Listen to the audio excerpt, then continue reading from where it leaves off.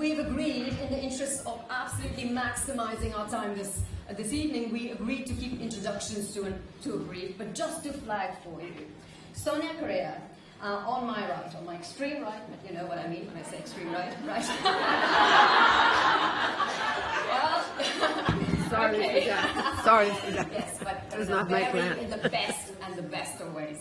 Sonia Corrêa has been involved in research and advocacy activities related to gender equality, health and sexuality since the late 1970s.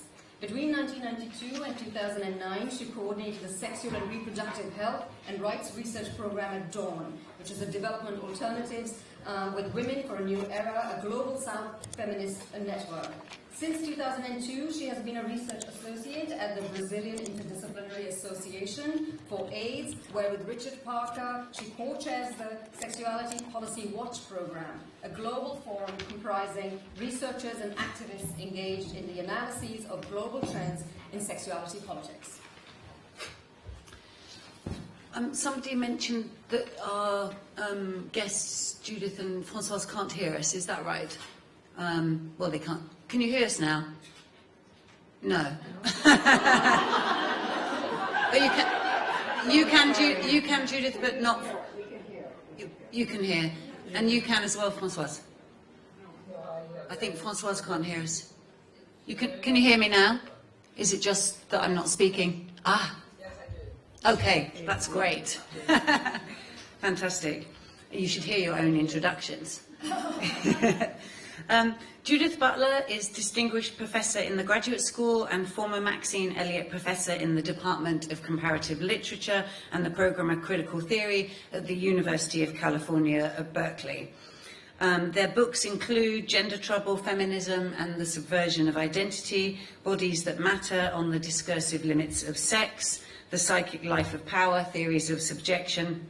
In 2023, they'll publish a book on the anti-gender ideology movement. Françoise Vergès is a reunionist theorist, independent curator and anti-racist decolonial scholar and feminist activist. She has written on Frantz Fanon, Aimé Césaire, colonial slavery, colonial psychiatry, anti-colonialism, decolonial feminism, and the impossible decolonization of the museum.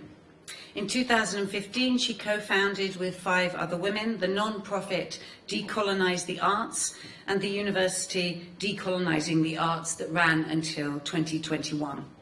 She has written on Marie Seconde and Aimé Césaire, with whom she published Resolutely Black. Vergès works with artists and curates workshops and performances with artists and activists of colour. Recent publications include The Wombs of Women, Race, Capital, Feminism, A Feminist Theory of Violence, A Decolonial Feminism, De la Violence Coloniale de l'Espace Public. All of those in the last 2 years. Okay, so the order of the evening then is as follows.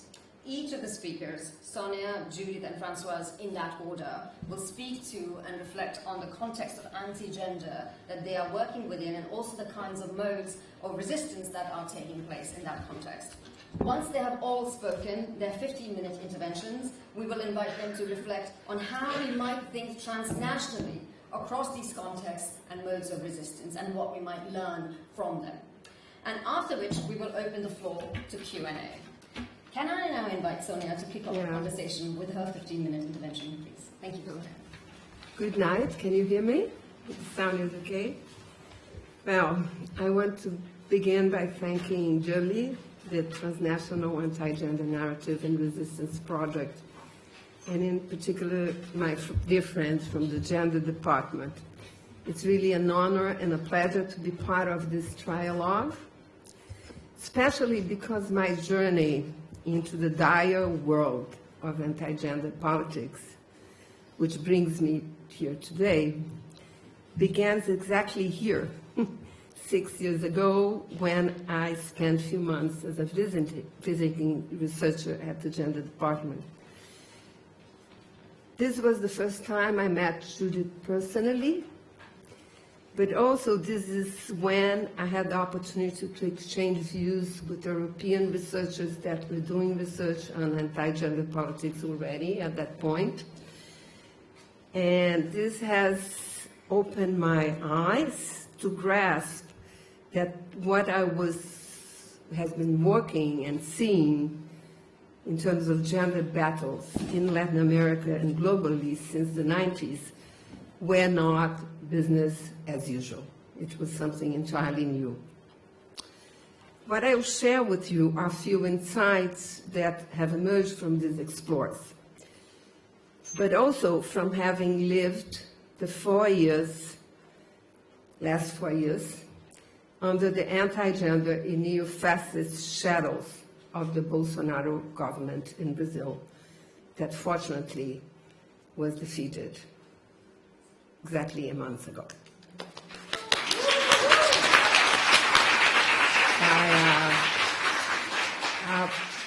A very small margin of votes, I should say. 2 million votes for our country is not much, but very inspiringly, these were the votes of the poorer people earning less than 2 wages a month, 60% of women, 60% of black people, the great majority of LGBTQI persons, and I would say the almost full majority of indigenous people.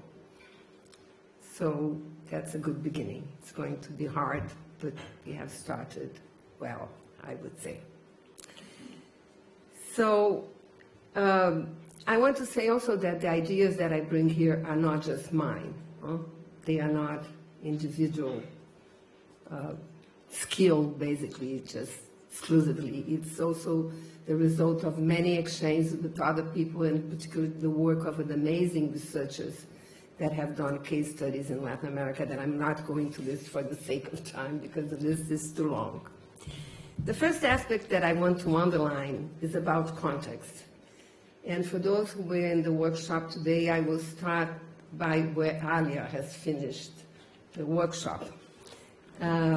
To say that anti-gender politics has swept across Latin America in the course of the last 10 years because it has found a fertile ground to thrive, which has been created by long-course intersecting systemic trends. The ongoing politicization of the religious in dogmatic manifestations, the democratizing and egalitarian effects, but also extractivist economists of neoliberalism that has swept over the region as well, and not less importantly, in our case, the distortions of the redemocratization processes that have started in the 90s, many of which I rooted in colonial legacies of racism, patriarchy or patriarchalism, heterosexism, chronism, and most principally structural violence. However, even if context matters a lot, Latin American current gender wars must also be read, as we have been saying all the day long today, through the lenses of intense transnational exchange in which they are plugged. This intensity is certainly partially explained by the digitalization of life and politics of the last 20 years, but its genealogy is much older. In my view, today's anti-gender politics in the Americas, and I'm including the US here, and Europe, should be read as a late manifestation of the slow but steady reconfiguration of ultra-conservatism and ultra-right politics, which began in the 1970s. A number of anti-gender tricontinental transnational connections at play today can be traced back to those early times, and I'm just going to give you one thread. In 1960, Paul Weyrich, who was the founder of the US Heritage Foundation, a main think tank of the right, befriended the Brazilian founder of the ultra-Catholic Tradition, Family and Property, TFP, whose later European branch mothered Ordo Iuris in Poland in 2013. And the ex-National Secretary of Family of the Bolsonaro government has close links with Ordo Iuris. closer to us, and not accidentally, the gradual intellectual outlining of the gender ideology phantasm, which began after the Vatican Gender Trouble of 1995, right before the Beijing Conference, counted with a substantial contribution of several Latin American authors and translators, and Leticia Sapsai has mentioned the Peruvian bishops, but there are many names in that list.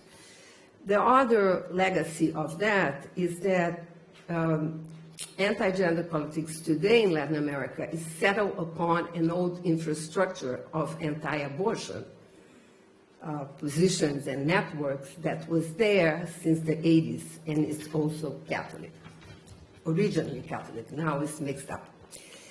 And the strongest evidence of this transnationality is that around 2012-2013, anti-gender politics erupted concomitantly in Europe and in Latin America, intriguingly enough not in the US.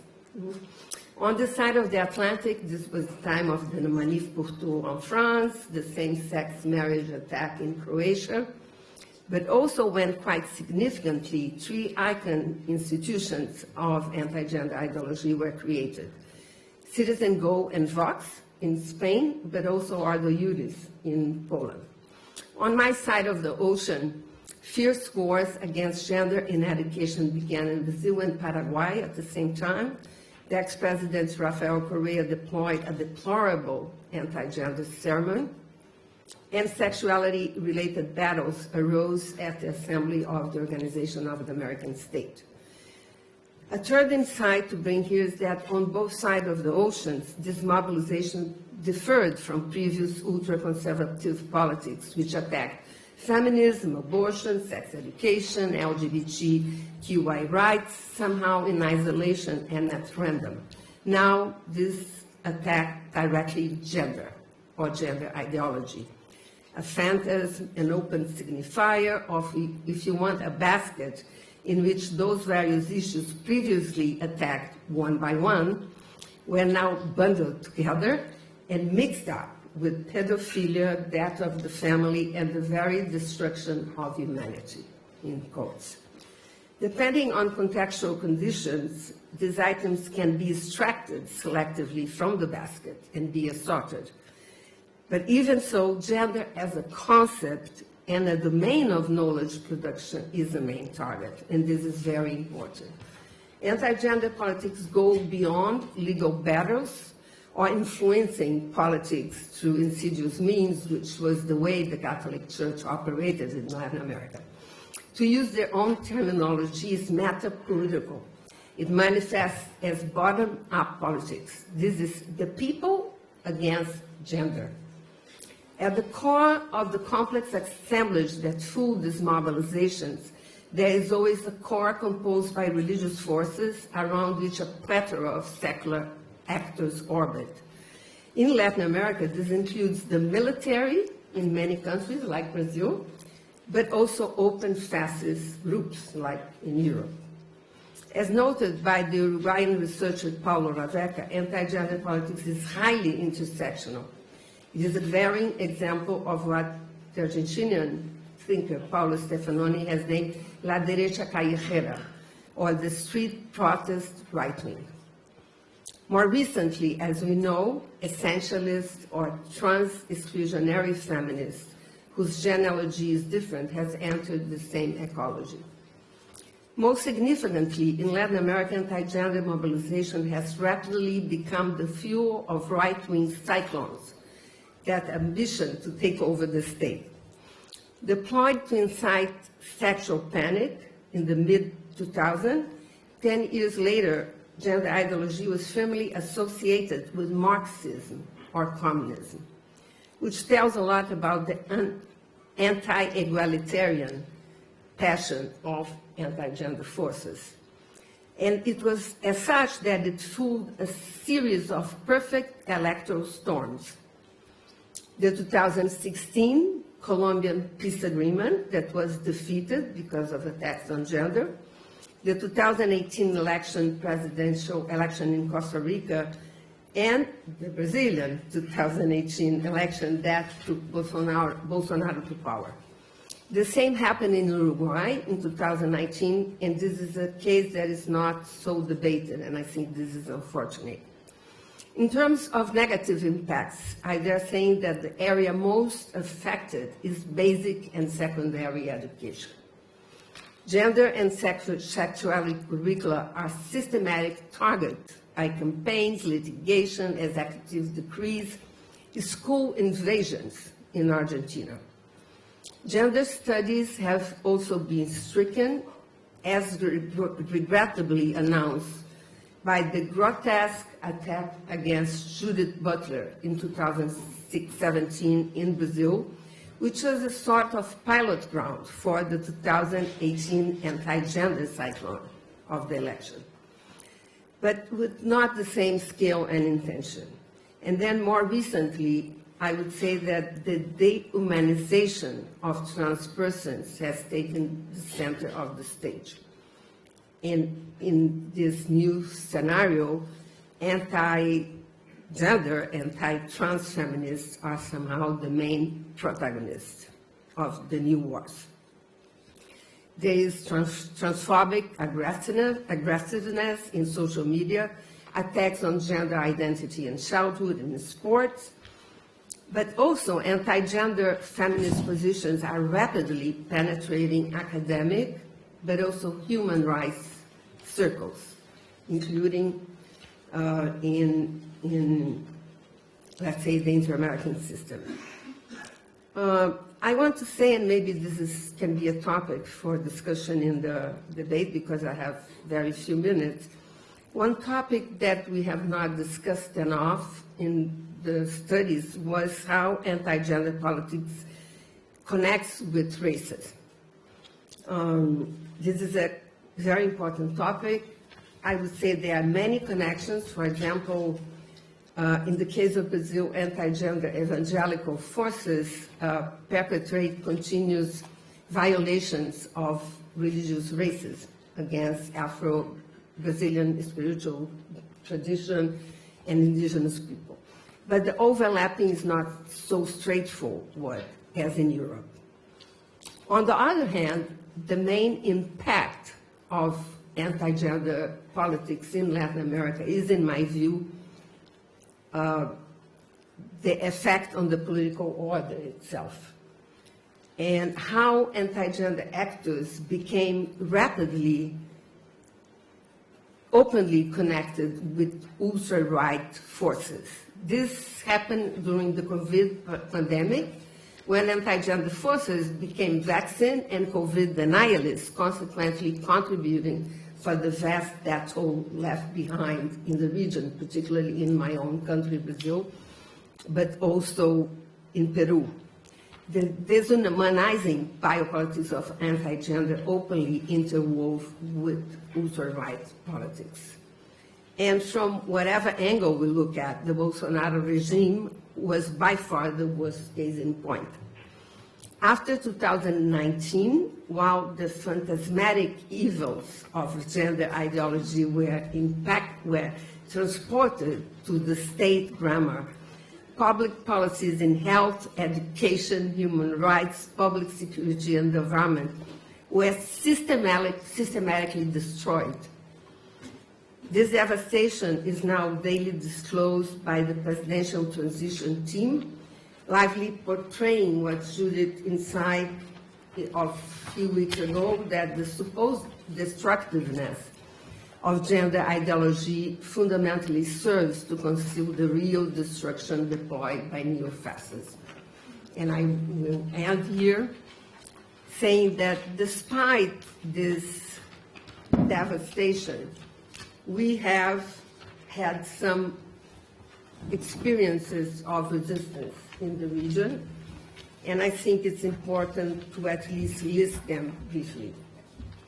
The first, I would say, is daily life resistance. It's the silent and invisible resistance of people, particularly trans persons, feminists, in all this context.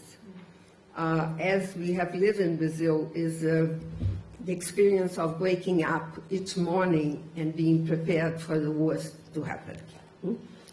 I want to insist on that. But there are political stories to tell, just like the example of the well-known and highly successful struggle for abortion in Argentina, which could not have achieved its result if it was not for the intersectional coalition that built it up, that ranged from trans and indigenous communities to the center of the political spectrum. A last but not so known story is the experience of the Brazilian platform of teachers against ultra-conservatism in education. This is a marvelous experience that needs to be researched and made more visible. At the transnational level, one remarkable initiative is the LGBTI coalition of the Organization of the American States that began organizing in 2008, 2009, and was there ready to respond when the anti-gender attack began in 2013. Then in 2019, when the assembly was held in Colombia, a WhatsApp intersectional group was created to facilitate the engagement with this process. It exists until today. It counts with more than 200 people. The participants are feminists, researchers, queer people, lots of trans people, Black communities, I think some indigenous communities. And it became an incredible platform of sharing and debating critical issues, as, for example, now, the detrimental impacts of anti-gender feminism. And to end, I think that we should also value the growing presence of feminist, Black, indigenous, progressive lesbians, gays, and particularly trans voices in bodies in electoral politics. Thank you very much.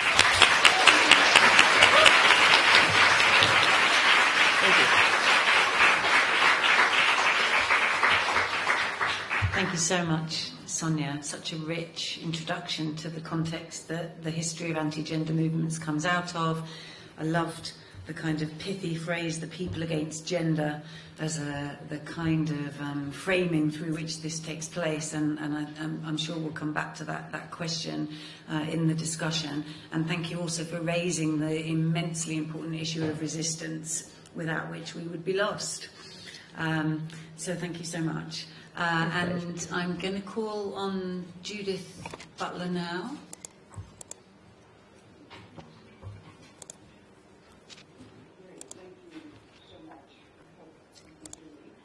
Not quite yet. There you are. We can see you, but you're quite faint.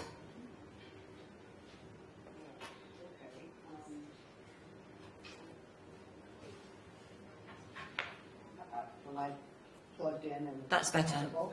Yes. Okay. Hello. Hello. Well, I'm glad to be here virtually, and I'm sorry that I can't be here in any other way. Can't be there. But I want just to applaud this network and to say how enormously important it is and how pleased I am to be part of it.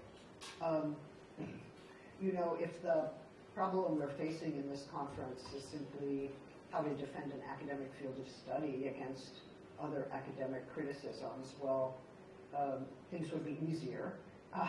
But I think what we're encountering in the anti-gender ideology movement is not only an opposition to what is called gender, but a refusal to consider what gender actually means, what gender studies does, what theories that make use of gender actually say.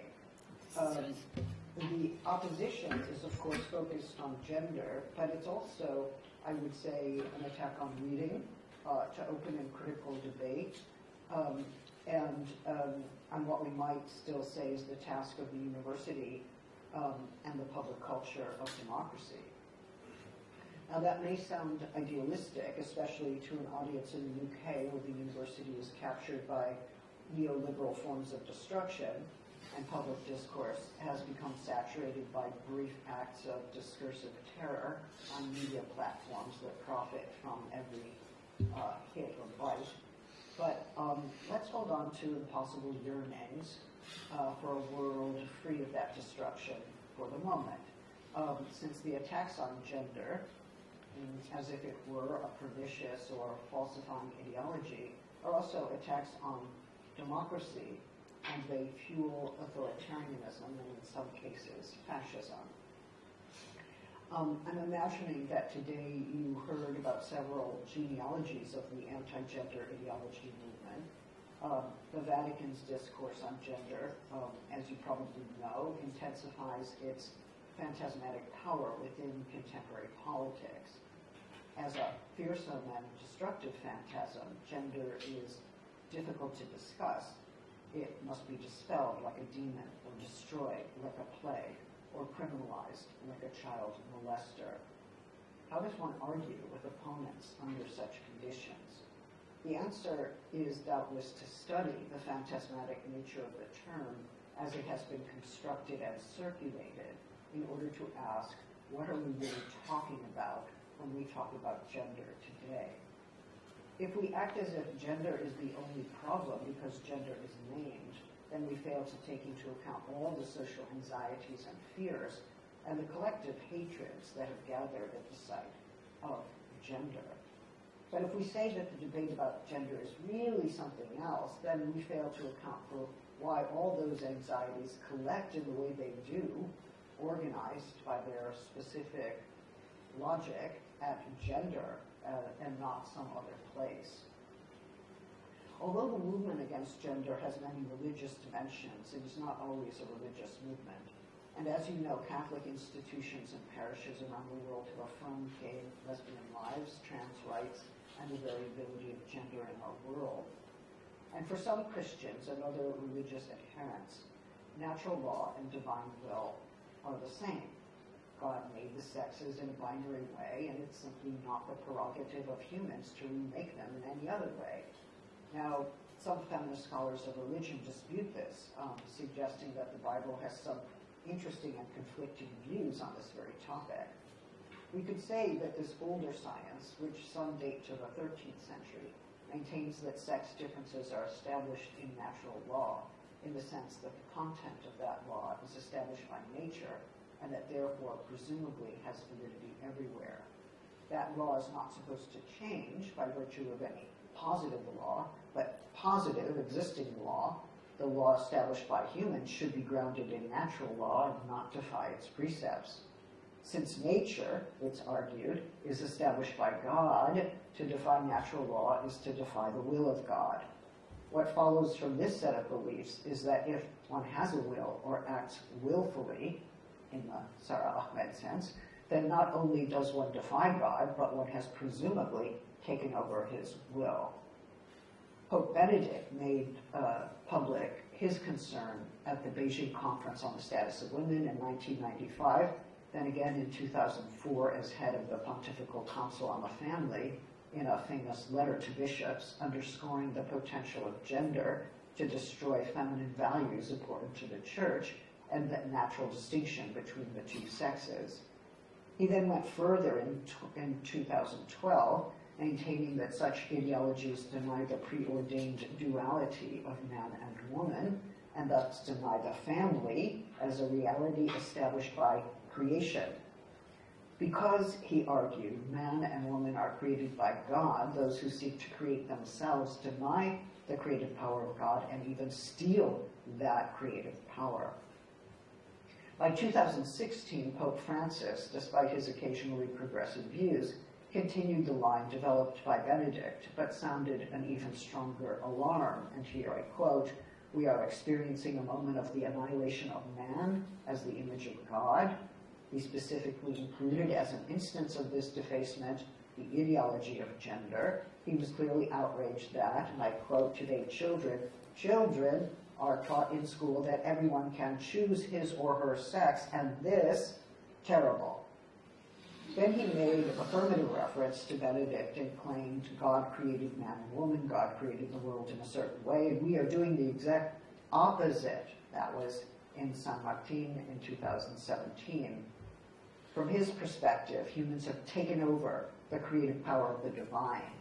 And he's argued that proponents of gender are like those who support or deploy nuclear arms And what is their target? Well, their target is creation itself. And this suggests that whatever gender is, it carries enormous destructive power in the minds of those who oppose it. Indeed, an unfathomable and terrifying destructiveness.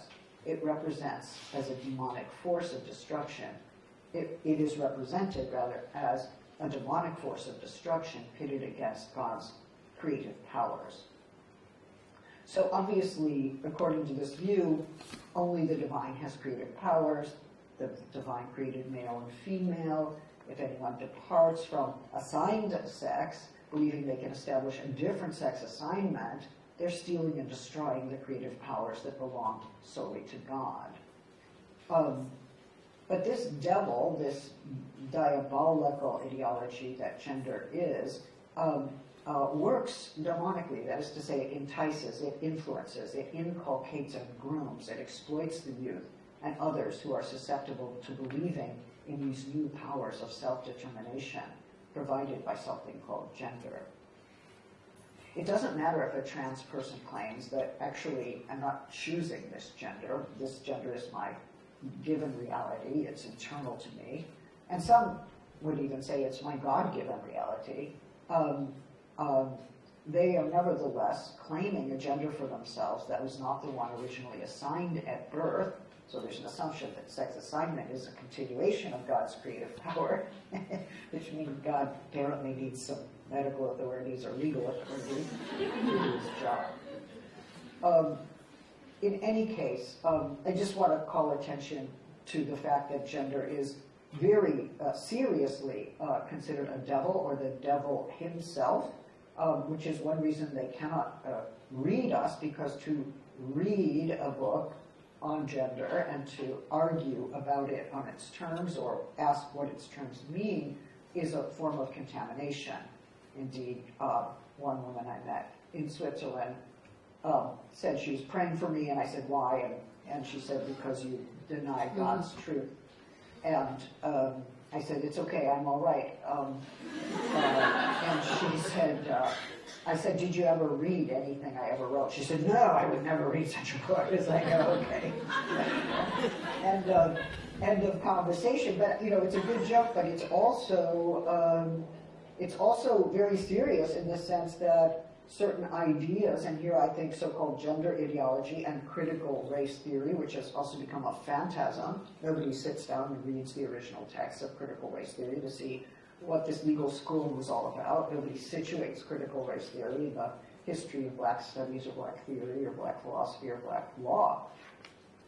In any case, I want to suggest that if gender is, at least for the two popes, the last two popes, the contemporary workings of the devil, or the equivalent of a nuclear bomb, then those who stand for God, the good, the earth, the people, will surely rise up against gender, or so the propaganda now goes in many parts of the world.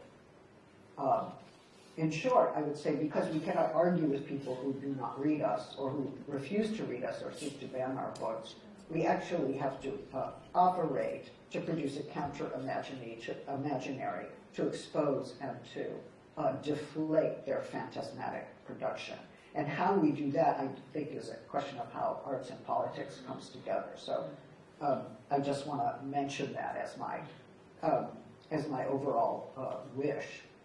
Just another couple of minutes. Just another 2 minutes. Sorry. Okay. I do have a history of how the anti-gender ideology emerged into the U.S., and I think that has happened in part through the evangelical churches and the World Congress of Families, and interestingly enough, the effort to put anti-gender ideology at the front of its agenda was concocted by some Americans some U.S. citizens who went to visit some Russian sociologists who faulted the right to abortion and pro-LGBT legislation for bringing about a fall in Russian birth rates. and they feared civilizational collapse.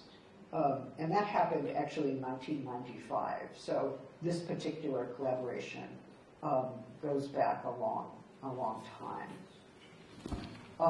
I understand that I don't have a lot of time. I do want to say that authoritarian and neo-fascist movements, and I include the anti-gender ideology movement among them, rely on the fear of destruction that many people now feel as a matter of daily life. And the reason why they fear this may well have to do with the neoliberal devastation of work life, that increase in precarity of work, the pandemic, systemic racism, sexual violence, femicide. There are so many reasons to fear destruction or to not know how to explain the kind of destruction we are experiencing with climate change. And one of the things that happens with this phantasmatic figure is that all the fear of destruction and the source of destruction that we seek to find or to understand is located in this phantasm of gender, or sometimes also in critical race theory, that these are the forces that are destroying our lives, which of course allows neoliberalism, climate change, systemic racism, and femicide to continue without any interruption. I will say that we would be foolish to think that this movement is not highly transnational. Putin and Maloney very often say the exact same things within days of one another. Just 2 months ago, they both warned that the European Union's policies against discrimination on the basis of gender will result in a situation in which you cannot use the terms mother or father, but will be forced to say parent one and parent two. They both said the exact same thing. The fantasy, this is my final point, the fantasy articulated in that utterance is that gender is a policing function, if not a new form of totalitarianism. The state will be forced to strip you of your status as a mother and a father, but also it will take away your sex identity, according to Maloney. But of course, what they are doing, I mean, they are saying you will no longer be able to call yourself male or female because of the rise of the cultural police that they call gender. But who are the people who are being told you cannot call yourself male or female? You cannot assume legal parental rights. You cannot enter into marriage. In fact, all of those basic rights, including sex identity, parenting, gender, are being stripped from those who are most vulnerable, because those who are stripping them are afraid of being stripped themselves. And we can talk about that logic. Another point I'd like to talk about is the accusation that gender is either colonial or imperial. Maybe we can open that up in the general conversation. Thank you.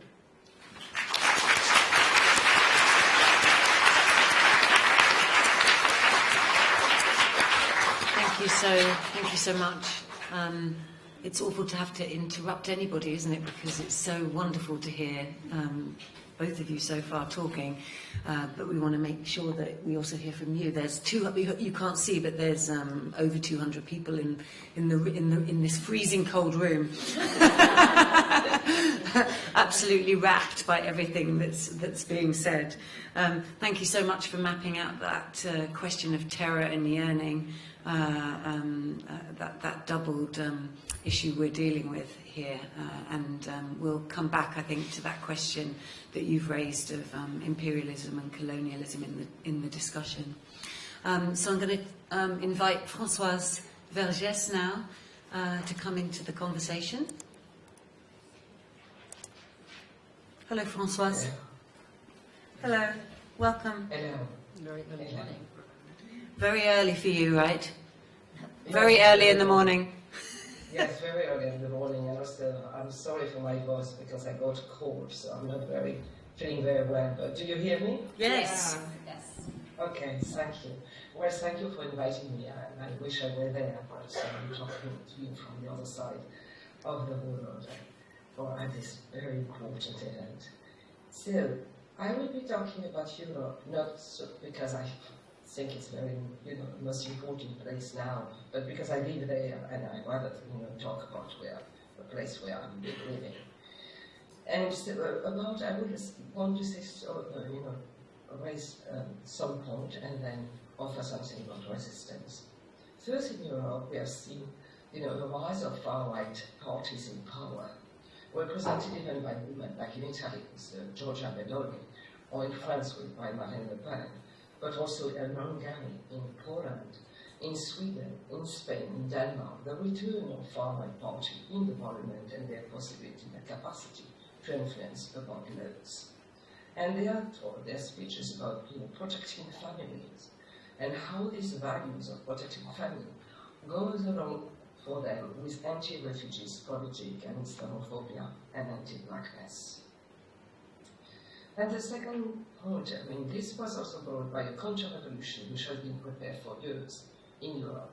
There was the idea, that in the United States or elsewhere, there has been a preparation for this counter-revolution, and the idea that in Europe has been more open and more liberal. But in fact, this has been being prepared for years. In the 1970s, 1980s already, you had this anti-colonialism ideology that emerged, saying that the struggle for independence was worthless, that came from far-right conservative and philosopher, what called the new philosopher in France. That this struggle was for nothing because look at what happened. Women were sent back to the kitchen, and everything was and the authoritarian regime, especially the Algerian struggle was attacked. It was very important, especially in France. Also, a movement in the more recent years of media bought by billionaires around Europe, not just in France but around Europe, with libertarian politics and influencing absolutely the debate on anti-gender. As I say also, the general context in Europe with the anti-refugee politic, which is becoming more and more brutal and more cruel, and is being absolutely, as you do not rationalize, because we saw during the war in Ukraine who was accepted as refugee and welcome, and that was right, of course, absolutely for Ukrainian refugee, but all the black and white refugee were not welcome at all. The war in Europe, bringing back war in Europe, was also discourse about that there was always peace in Europe, but because of course European states were externalizing the war elsewhere, in Cameroon or in Vietnam or elsewhere.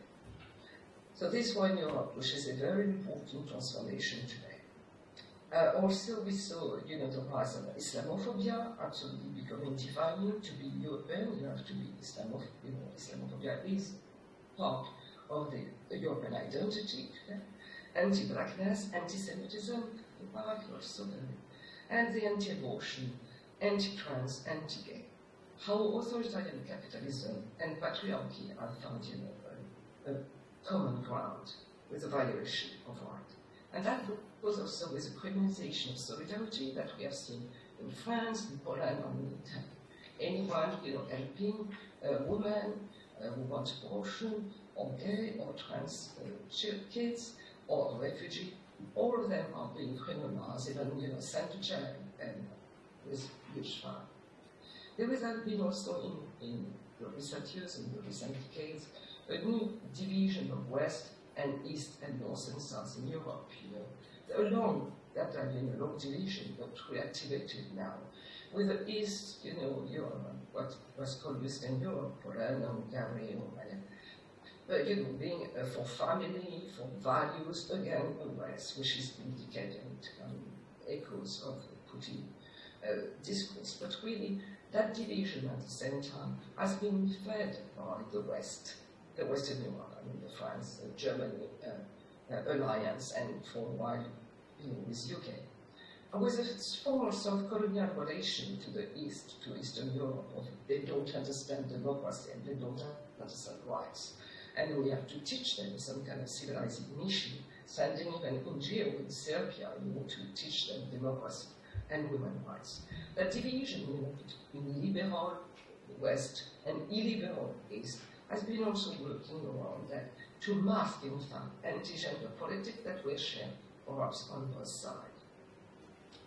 So, and in fact, the European community, when, for instance, Giorgia Meloni was elected in Italy, what was the main concern for the European community was what was the position about Ukraine. So the anti-refugee politics that she had, and the anti-woman, anti-feminism, and anti-trans, anti-gay, anti-gender politics were second to the fact that she had to express that she would follow European politics in supporting Ukraine. So a form of, real politics that goes against also, gender politics. We have, of course, the anti-gender politics throughout Europe are uneven. They are not exactly they are not the same in Bulgaria than in France or in Spain, but they are echoes, especially, as I say, with the fact that you have a party within the parliament, within all this parliament, pushing, and the media also owned by billionaires with libertarian politics. We see also, so this is uneven, but nonetheless with the echo. Also the racism, that is really also, and as I say, anti-Semitism. This is not the same thing in the anti-gender politics. If you're a white woman, or if you're a black, brown, indigenous woman in the law, it's absolutely not the same.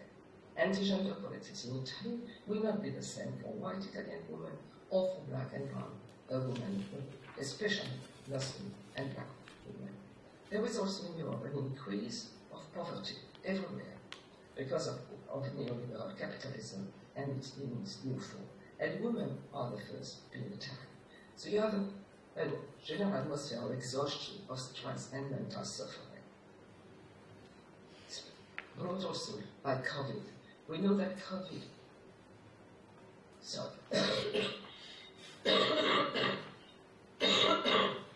excuse me, that around in Europe but also around the world, women were the first to be affected by COVID consequences within their jobs, because most women work in what we call hospitality services and so on and so forth, and they were the first to be laid off. It also could be brought by more violence, more femicide, more violence, sexual violence against women. And the government in Europe did not do a thing about that. The fact that the rate of mortality was higher among black and white community was put to the push aside. And in fact, all of this. But there is, when we talk about anti-gender politics, if we talk about Europe, many different levels that we have to think together. This rise of far-right party, they are being elected and having now a voice in the parliament, a voice at the European community. Many of them, dozens of them, are elected in the European Parliament, and they can effectively affect some laws that are not necessarily on the front page, but we are slightly at that, and which will affect life, for anti-gender politics in Europe. You have the war, the return of the war in Europe, that also has an important effect on the question of politics and on the question of anti-gender things. And again, as I said, racism. Racism is absolutely affecting gender politics. It's absolutely, not the same for white and black and brown women. And white feminism in Europe has mostly, the mainstream, the one that we hear in the media, or that we hear at the European community, at the European Parliament, or in the European Parliament, is not talking about this race question, is not bringing it. So when they are fighting against anti-gender politics, they are talking for some kind of universalist form of anti-gender politics, and asking for more rights. For instance, in France, the fight for more rights does not pay attention to the fact that black and brown and indigenous women, because you do have indigenous women in France, are not being talked about, are not being included in their analysis of the anti-gender politics.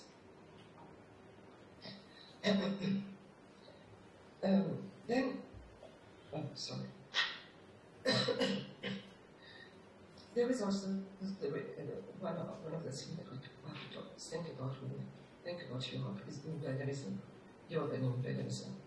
The intervention, our intervention level, French or British or other state are doing, for example, especially many in Africa right now, and how this has a return effect on the politics in Europe, how this has anti-gender politics, because when armies in Africa rape women, dispossess, kill, there is an impact, there is a called the return effect in the society of Europe. A certain, habits of cruelty and brutality that come and that came into an anti-gender politic become also rationalized, and how this being played in Europe. What has been so greater inequality, more violence, more cruelty, and less, alliance among, feminist movement. Again, in France, the very important movement against sexual violence, incredible, mobilizing with a lot of young women joining that movement, with incredible energy and determination, incredible mobilization, does not really tackle the race question and the class question in that question. It asks, for instance, for more punishment, more carceral, politics, and not paying attention to the fact that France is still a colonial state, has still colonial territory around the world, and if we pay attention to that, then the space itself, how we think about the temporalities and the spatialities of resistance, has to be taken out. They cannot be national, as effectively this workshop is absolutely underlining, and this question of transnationalism has to be brought squarely at the center of resistance. Absolutely has to be really one of the foundation of the movement. What kind of feminist internationalism can be built that really pay respect to what's happened before and to what is today, and pay attention to what has been the resistance by Black and brown and indigenous women within Europe, challenging Europe. What is Europe? What is the idea of Europe? And what is the idea of Europe that we want to fight for? What is this Europe we are talking about, which has been built on colonialism and imperialism, extraction and dispossession? As I said, studies have shown that women would be the most affected by the COVID economic consequence and the political consequences. What has been the response of the left, European left, if we think that there's still something of that kind? Very little about in this question. Because the huge process of decolonization in the left, a very important process of decolonization of the European left by itself, for itself, has barely started. The left has to really rethink what has been its complicity with race politics and colonial and imperialist politics to this day. They have to see, even in the environmental movement, they have to see not just within Europe, how Europe can change, but how Europe, has been able to reach this wealth out of extraction and dispossession of people in Africa, mostly in Africa, but also in Asia and in the Caribbean. So the transnational feminism, if it's not really also looking at the connection, temporal and spatial, that are connecting also the past and the present and the future, that is, to resist this anti-gender politics. And I, what Judith was saying was extremely important. How do we resist? Just 2 more minutes, Françoise. I mean, 2 minutes, 2 more minutes. The form of resistance I've been, I will talk about are the strike by women. The more and more strike by women in Europe, more and working, simultaneously, the cleaners, the march and the protest. The fact that effectively new network, underground network, are being set up, to help women who have been raped during the war for, to have abortion and to have also contraception. But again, there are less for refugee women than for Ukrainian women, and also a lot of rewriting now happening of the history of struggle and looking at the long struggle and the long history of struggle of anti-gender politics and how the resistance against this anti-gender politics can be revived and how can we learn from them to effectively confront the new, what is at stake today and that are brought by neoliberal capitalism, authoritarian regime, and climate disaster. Thank you.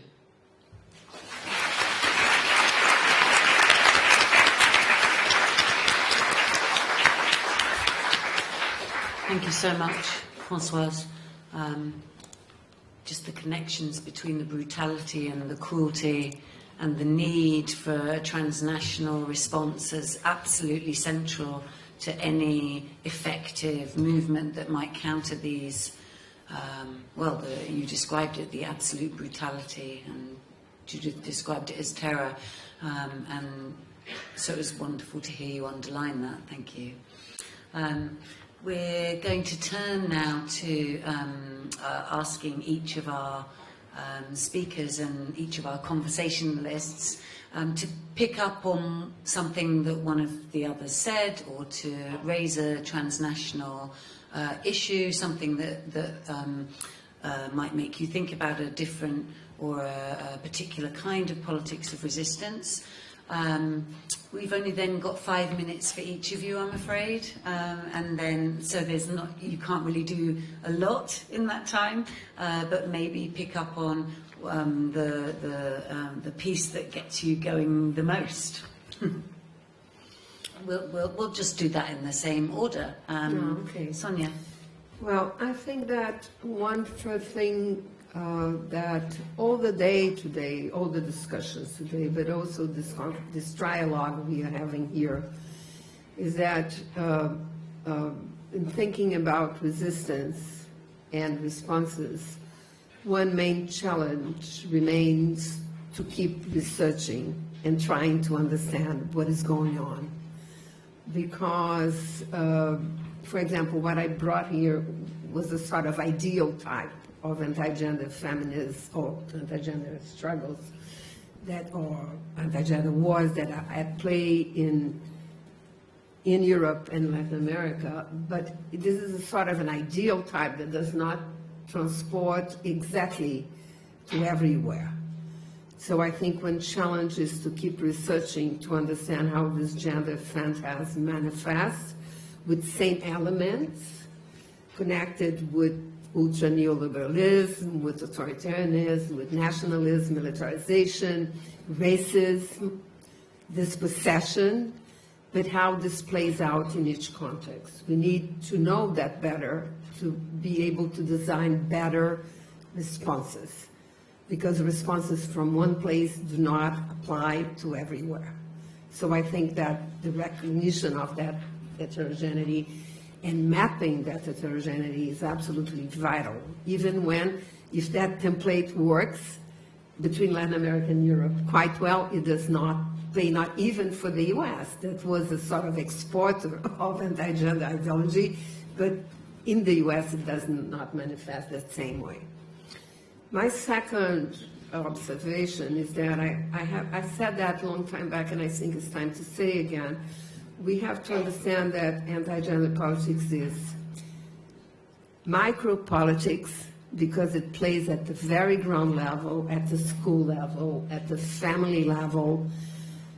It is macro-politics in the sense that it's connected with forces that want to grab the state, and it's geopolitics.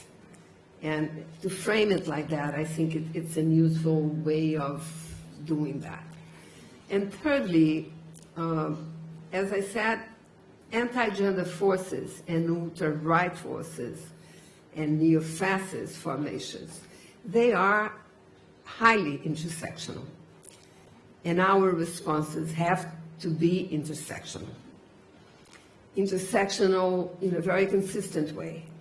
And we have a problem here because we talk a lot about intersectionality, but we are not so good in transporting it to consistent intersectional politics. And I think this is a topic to be debated because it becomes yet more important when the response cannot be just the response from the gender and sexuality and human rights, whatever it is, field. This is, I know from the Brazilian experience, it's not possible. It would not have been possible to evict Bolsonaro if it was not the presence of many other forces with whom it's still more complicated to do intersectional politics. I'm talking about progressive religious forces, I'm talking about political parties, I'm talking about public intellectuals, the media itself. So that is a challenge for us to keep having conversations about, because without that, at least from our experience in Brazil, we would be under a full new fascist regime if it was not for that very broad and very tense and very complicated, fragile coalition that was able to evict Bolsonaro a month ago. And we have to deal with that now, with all the complications that this implies, huge complications. It's not an easy task. Thank you so much. Judith. Yes. I guess I want to just underscore how important it is to link the resistance to anti-gender ideology with a critique of colonialism, precisely because the Vatican, Orban, a wide range of people have figured gender as a colonial force, or Orban calls it cultural imperialism imposed by the EU, and we've heard that argument from Putin as well. And their argument, of course, is that if you get rid of gender, you're going to reverse the colonizational imperialism that it represents, and you can return to hyper-nationalist or church-based communities. And I think it's important to remember Maria Lugones's arguments based on Anabel Cristal, the concept of decoloniality there, because that argument is that colonization actually imposed impressive gender norms on the global South and intensified the subordination of women, as well as the pathologization of non-gender conforming queer intersex people who had previously had forms of belonging in their communities. So it's one thing to say that gender is a sign and vessel of colonization doing its dirty work. And look, there's some forms of white feminism that are, imperialistic, that are in the service of colonialism. But to say that gender is the force of colonization right now is to say that the marginal and struggling folks are actually representing colonial powers, and that's a pernicious form of reversal, since they are the ones who are indeed suffering from colonizing power. And I think that colonial power orders gender in patriarchal and heteronormative ways, and I think that Françoise's work brings that together. We can never separate those two things in her work. So the resistance to colonization, which should be part of any resistance to the anti-gender ideology movement, should be linked with the affirmation of queer, trans, intersex lives. Indeed, decolonial and post-colonial queer and feminist positions do that, and I think that nothing could be more important than to remember that ideals of dimorphism and heteronormativity are not just imposed throughout Latin America, but also in Africa, in various parts of Africa, and there are now, of course, African scholars who are doing excellent work on trying to take that apart. So if we're to have an effective response, we must have a decolonial, feminist, queer perspective on these matters. Thank you so much. Françoise. I do think also that a very rigorous analysis of the difference, but at the same time the commonality, is extremely important, without insisting also too much on this is specific, but what connect all this. I think it's very, very absolutely important today, absolutely essential. And I also agree with Judith about not conform, we should not confuse anti-colonialism with a form of anti-Western thing that we see in India or in Brazil or in Russia today. The manipulation, the instrumentalization, for instance, even the capture of some form of anti-colonial vocabulary by authoritarian regime, pushing for some kind of civilizing, return of, whatever, some kind of fantastic pre-colonial thing. It's very important to absolutely clarify what is anti-imperialism today and not falling into the kind of cancel. We have a lot of work to do. We should not also too idealize the fact that in pre-colonial time everything was nice, for everyone. It's very, we have really to work. I mean, there is something, because even in pre-colonial time, like that, a lot of things have changed since then. So we have to look, really, and not falling into, cultural, too much like culturalist argument, but really remain political in our answer.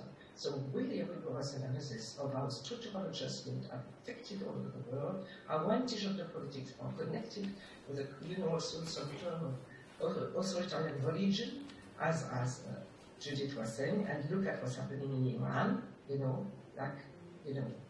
for instance, for me, what the Iranian women are doing is decolonial feminism in its way, and we have to listen to it, what is happening. This is, for instance, a lot of work to do, so I think this kind of gathering are absolutely essential today.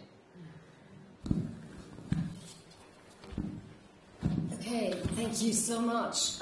We certainly have a lot of work to do. I mean, I was just listening to the three of you. It's been, mind-blowing in some senses, because it just sort of itemized the kinds of things that we have to keep in mind, but also be super careful in terms of developing ethical, careful, political, and intellectual strategies for intervening in this contemporary moment of crises. So some of the things that, just to, before I open the floor to questions, some of the things that you three of you brought together was sort of the importance of holding together, the focus on the transnational, while sort of not losing sight of the politics of specificity. So the historical and political specificity, but also the effect on particular peoples in particular locations. And also what Françoise, you were saying, also at the same time not losing sight of the connections, right across these various transnational sites. What we've certainly done this evening is sound a firm kind of, sound a death knell to methodological nationalism. That will not do. And that is something that we've been talking about throughout the day as well. Françoise, you were talking about Europe. What is the idea of Europe? And I'm thinking about Aimé Césaire. Europe is indefensible, right? Aimé Césaire writing that in the Discourse of Colonialism. And so, but at the same time, so very important to think that about the transnational, but the transnational cannot sort of needs to be anti-colonial, anti-racist, and so on. And at the same time, the transnational must sort of be decolonial. Is not the same as or the anti-colonial, the critique that Judith was talking about is not anti-Western, right? So we have to be absolutely clear that the anti-colonial is not anti-Western in the mode that authoritarian right-wing regimes mobilize. And also, very importantly, we've been reminded this throughout the day, but all three of you brought that up, are keeping our eyes absolutely peeled on the specific materialities of neoliberal authoritarian capitalism. Right, which provides the kind of the material site for the flourishing and the destruction of everyday life and the reproduction of neoliberal precarity, which provides the absolute sort of bedrock for some of this, for most of this sort of anti-gender movement. And of course, while the critique of anti-gender movements, we have to do the work of research and mapping and so on, but that this work must be decolonial, this work must be anti-colonial, post-colonial, and linked to feminist positions. So thank you very much for all of that, a wonderful sort of bringing together of so many of these important and key things for us to do. So sort of, you know, for us to kind of work out on a path. That's been a question today as well. What should we be doing? How should we be doing this, right? So this has been absolutely fantastic. Okay, so I'm now going to open the floor to Q&A, and I'm looking at my watch.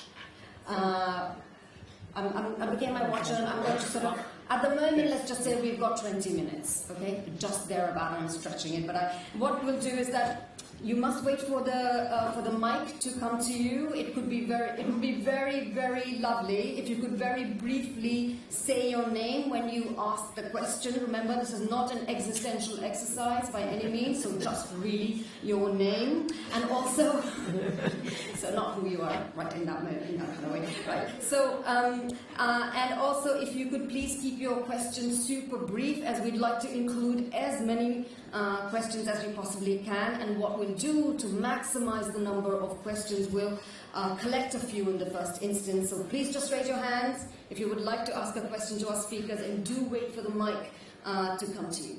Okay, so if I could have a sense of the hands, please, and then the mic will come to you. So I see a question right at the back. So there's the question one right at the back on the second floor. Second last row there. And I saw a question right here in the third row, just here. And then I saw a hand right there. Yes. So that's number 3. And then there's a question right there in the middle. So can I have 4 questions, please, and as briefly as you possibly can, so that we can get another round. And thank you so much. Hello, my name is Jolly Ghosh, and as we are talking about anti-gender politics, and I would like to talk briefly about India. So there is a very recent violence against women case where I won't talk about the sensitive. So I won't talk about the sensitive details of this case. It was like a young woman of 26-year-old was murdered and by her partner. So the main, narratives when the media talks about this case is about live-in relationship. The woman is Hindu and her partner was Muslim. So it is used in Indian context, in a very right-winged country. It is used to incite communal violence, and not talked about violence against women. It's more about Islamophobia. Secondly, if we talk about some other case, for example, Hathras case, which is more about caste system, so we talk about the power dynamics there. So my question is, how do we conceptualize the narrative here? First of all, if we talk about the first case, which is inciting Islamophobia, because the woman is Hindu and the man is Muslim. In the second case, in a gang rape of a Dalit woman by upper caste men, where there we are talking about the power dynamics. So my question is how we conceptualize the 2 different kind of narratives here. Thank you very much. Thank you. Yes, please. Hello, I'm Katie. Thank you all. My question was, after talking about the violence of the Catholic Church in promoting anti-gender movements and these statements of the popes, what is the role of, or what do you think the role of religion and faith is in fighting anti-gender movements? Thank you. Thank you. Yes, please. Yeah. Hi, my name is Eka Boli, and my question is, do you see a coherent rise of the women's plus LGBT vote bank across the global south that votes moderate rather than far right? And I do believe statistics from West Bengal does support the rise of a women's vote bank, not so much the LGBT. We don't have stats on that yet. So that's it. Thank you. And yes, please.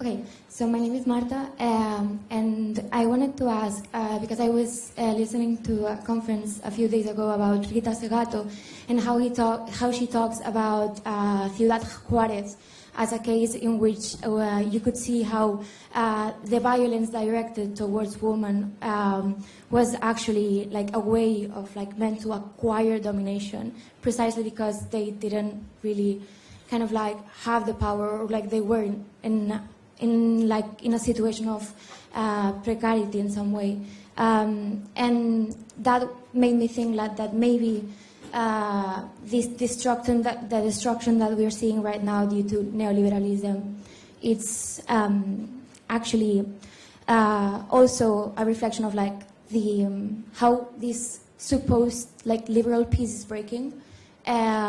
And how like everything is being blamed on women as if like this was not a situation which was occurring before in other contexts. I don't know if I had properly phrased it, but I wonder if like transnationalism can bring a light here in pointing out how there was never such a liberal peace in which like men were equal in some way, but it's actually there never was that liberal peace. There was always violence to acquire power, like by men, and that was inflicted even more by women, to women. Sorry. And on the other hand, I wondered whether like Can you just phrase it as a question, because we've only got. Yes. So I mean, like, if in some way showing through transnational experiences that, for example, some ways of like welfare here have been based on exploitation. If showing that could be a way of counter arguing against those who say that put like gender as the phantom of destruction in some way. So. Okay, thank you. So there were 4 questions. I'm going to try my best to represent them. Yeah. Right. So, yes. I saw that. Yeah. I think the first question was, how do we conceptualize the different narratives on violence against women that are mobilized, depending on different political contexts and political imperatives? The second was, I think, on what is the role of faith organizations in anti-gender politics and anti-gender mobilizations. The third was, is there a coherent rise of women and LGBTQI vote banks that vote moderately and then impact political sort of results, right? Results of political parties and so on. And the fourth was, I'm assuming that you were trying to ask, what is the usefulness of transnationalism as a methodological frame, right? In order to think about different patterns across. So that's my understanding of the 4 questions. So can I maybe ask Sonia to respond first, and then Judith, and then Françoise? Yeah, I want to respond briefly to the question on religious, the place and role of religion within this battlefields and possibilities of resistance, because Latin America, I think, is a very interesting place to speak to that. First of all, because for a long time, even before anti-gender politics has emerged, from the US down to the Deep South, we had this surge of this amazing network, which is Catholic for Free Choice, or in Latin America, Catholics for the Right to Decide, which was an amazing voice to begin contesting the views of the Catholic Church. And this has unfolded into a series of other voices from the religious sectors, including evangelicals, progressive evangelical voices. Like now in Brazil, we have evangelical feminists for gender and for abortion. And they have been extremely vocal, for example, during the last electoral campaign. And I think that when I was talking about the intersectional experience of the OAS Assembly, and also what unfolded in terms of this WhatsApp group with 200 people, lots of people inside that group are people from the progressive religious communities that are in conversation with feminists, with trans people, and spreading our discourses and contestations, but at the same time bringing their views into our conversation, which I think is very important. I think to bring out the polyphonic voices of the religious communities in relation to these issues, but also in relation to democracy, to neoliberalism, their critique of neoliberalism is absolutely vital. Even if they are a minority by now, but they can impact communities, and we have seen that in the Brazilian experience. Also, for your question, I think there's one issue that we have not raised, which is important, is that anti-gender, anti-abortion forces or formations are full of women. Let's not forget that, okay? Bolsonaro political base in Brazil is inhabited by women, but also by the right-wing gays and even trans right-wing voices, okay? So that complexity also needs to be brought to the fore, and anti-gender feminists are just part of that problem. They came into the same ecology, but something else was playing out there. And I think there's a huge discomfort in the feminist, the imagined feminist community to address that. And I think it's absolutely critical that we name the problem and we start having conversations about that. And I think Judith is going to agree with me. There are many issues at play there, but one of them is the fact that, to a large extent, the category of woman remains as the main organizing principle of feminism, and this is limited and problematic. So we have to address that question, and I'll leave it there. Thank you very much. Judith, at that point, do you want to come in? Thank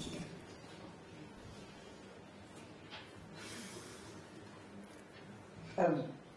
May I just Yes. say one Yes. thing? I think we have to link, in many parts of the world, anti-gender ideology with anti-migrant politics, and many people have pointed this out, that, and we see it in Meloni and Orban and others, the return to nation, return to family, supports authoritarianism. It also rationalizes the devastation of social services that has been produced by vicious neoliberal economics, and that the reconstruction of patriarchal power through the family and the nation is part of what we're seeing in the expulsion of migrants, the refusal to save migrants at sea, the letting die, the containment, the indefinite detention. All of it is seeking to keep nation and family ordered by patriarchal principles. And we would be very foolish to allow a division like, oh, is this Islamophobia or is this anti-gender or anti-women? It's like, no, think them together, because they are operating together, which is not to say they are the same form of power, but they are interlinking, and it is our job to study that interlinkage, and also then to test it to see how it's working in different parts of the world. I think that's the one point I just want to make. I know time is short. And I agree, of course, faith organizations, a lot of LGBT rights have been won in the U.S. through progressive evangelical and progressive Catholic and progressive Jewish groups and progressive Muslim groups. So we need to reject secular arrogance. That will not produce the kind of solidarity we need. Yeah.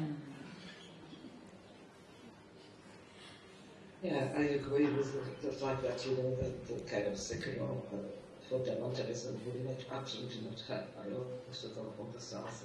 I know absolutism church being also on the side of anti-colonial movement. And even today, the strikes of some churches in Africa and Asia and also in Europe are very important. So that's one thing. So, and anti-gender feminism, this has always been there. I mean, this is, it's very important to effectively understand why, that feminism is also a place for women on the right and on the far right. There is something, so, I mean, Melania is a woman, in Italy, and the Prime Minister of Serbia, she's a lesbian woman, very young, very, and neoliberal politics. So this is really, there is also perhaps some kind of expectation that this will still not nonetheless have, because we see a woman, or we see a girl, we see a, so we still want this person to be, nonetheless, and then boom, and so we really had to drop that expectation. Otherwise, connecting with some kind of powerful representation, we have really also to